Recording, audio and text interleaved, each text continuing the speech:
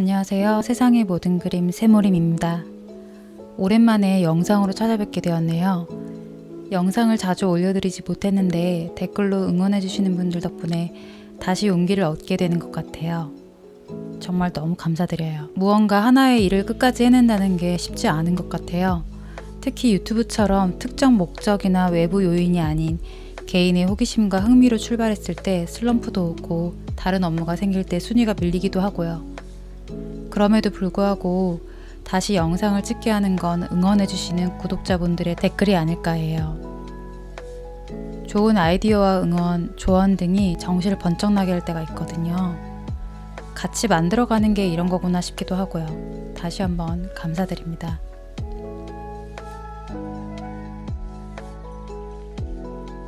오늘은 넷플릭스에서 보았던 드라마 오징어 게임 속 정호연 배우를 그려볼까 해요.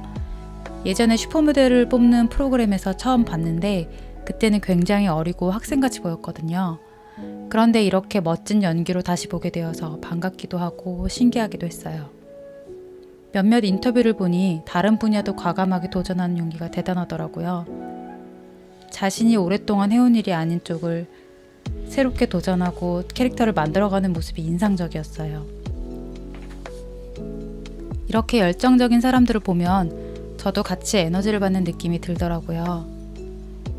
끝이 성공하던 실패하던 선택 자체를 하는 동기부여가 뭘까 하는 생각이 들었어요. 영상을 보시는 분들이 가진 동기부여의 힘이 무엇일지도 궁금하네요.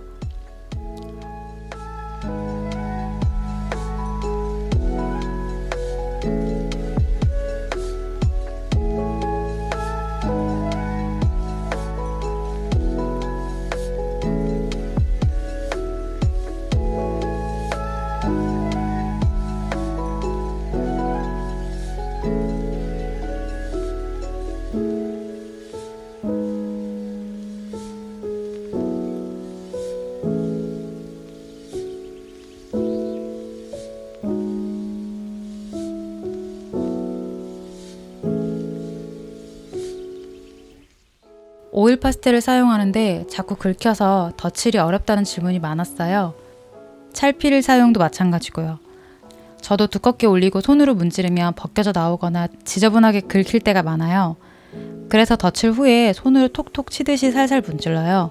만약 정말 매끈하게 섞고 싶으면 처음에 2가지 색 정도 오일 파스텔을 칠하시고 바로 티슈나 손으로 과감하게 문질러 주세요. 보통 4-5번 이상 덧칠을 하면 재료의 양이 두꺼워져서 긁히기 쉬워요.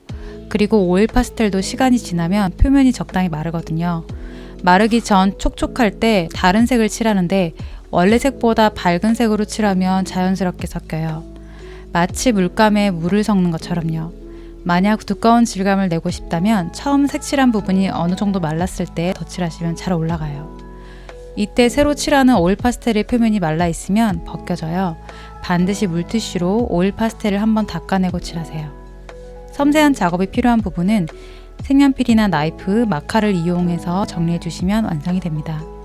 여러분들도 같이 그려보시고 궁금하신 점 언제든지 댓글 달아주세요. 그럼 오늘의 영상은 여기까지 할게요.